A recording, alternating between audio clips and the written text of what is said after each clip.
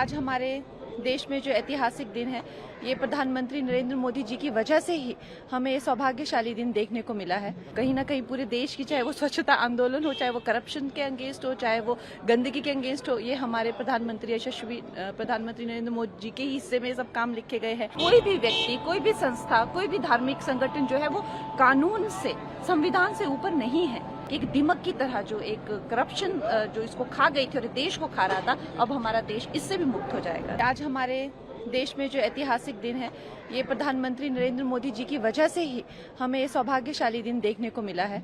अब आप सोचिए कि इस तरह की कितनी ऐसी व्यवस्थाएं हैं जो देश को जो है, आप खुद एक बात, कितनी अविश्वसनीय ये बात है कि कोई चीज क्या इस देश में कानून से बढ़ के हो सकती है, जिसपे कानून ही नहीं है, वो उसको बिल्कुल इम्यूनिटी मिली हुई है।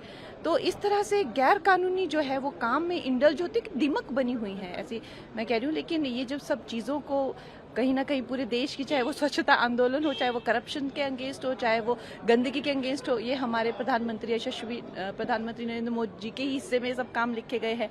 तो सारा देश जो है इस एक उन्मुक्त है कि इतना बड़ा, आप देखिए कि मतलब जितने देशों का एरिया नहीं होता है, उतना एरिया जो है उस पर कब्जा किया हुआ है। और अब वो जो है पूरी रेगुलेटेड जो बॉडीज हो गई, चाहे वो डीसी हो गए, कलेक्टर हो गए, वो जो है उन चीज़ों को जो है अब देख रेख करेंगे सरकार के उसमें। और सबसे बड़ी बात जो है, अगर कोई भी उन्होंने गैर कानूनी काम अगर वो करेंगे तो कानूनी व्यवस्थाएं जो है उनको पूछ सकती हैं।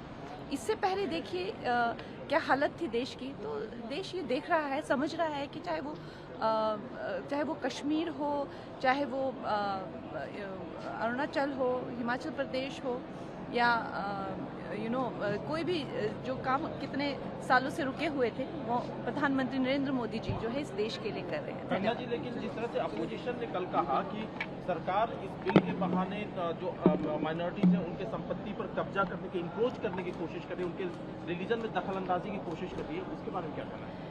देखिए, ये जो हमारे जो विपक्ष इसको जितना विस्तृत रूप से बताना था, हमारे होम मिनिस्टर जी ने, किरण रिजिजू जी ने बहुत इलैबोरेट इसको किया हुआ है। मुझे तो नहीं लगता और ज़्यादा इलैबोरेट करने की ज़रूरत है। लेकिन मोटा मोटा बात यही है कि कोई भी व्यक्ति, कोई भी संस्था, कोई भी धार्मिक संगठन जो है वो कानून से, संविधान से ऊपर नहीं है।